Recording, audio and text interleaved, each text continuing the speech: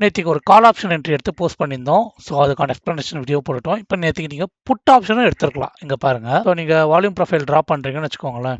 So previous day draw பண்ணியிருக்க போகிறீங்க. So நம்ம எப்படி சப்ளை டிமாண்ட் ஐடென்டிஃபை பண்ணணும் தெரியும். இங்கே பாருங்கள் ட்ராப் பேஸ் ட்ராப் இருக்குது. பட் ஆனால் இங்கே எனக்கு வால்யூமே இல்லை தெரியுதா? எனக்கு இதே ஸ்ட்ரக்சர் இதுக்கு மேலே இருக்குது தெரியுதா? ஸோ இதுதான் நான் உங்களுக்கு சொன்னேன். கான்ஃப்ளூயன்ஸ் யூஸ் பண்ணி ட்ரேட் பண்ணுங்க. ஸோ இப்போ எனக்கு இங்கே வால்யூம் வந்துருக்கா? ஸோ எனக்கு மார்க்கெட் இங்கேருந்து டவுன் ஆக பாசிபிலிட்டி இருக்குது.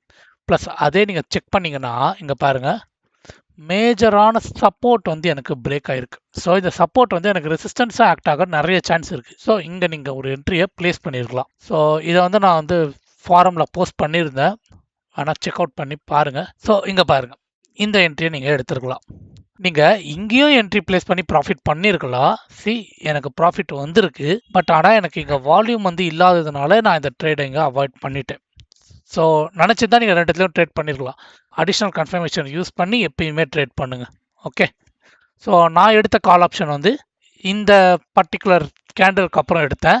ஸோ அந்த என்ட்ரி எப்படி எடுத்தோன்னு நெக்ஸ்ட் வீடியோவில் பார்ப்போம்.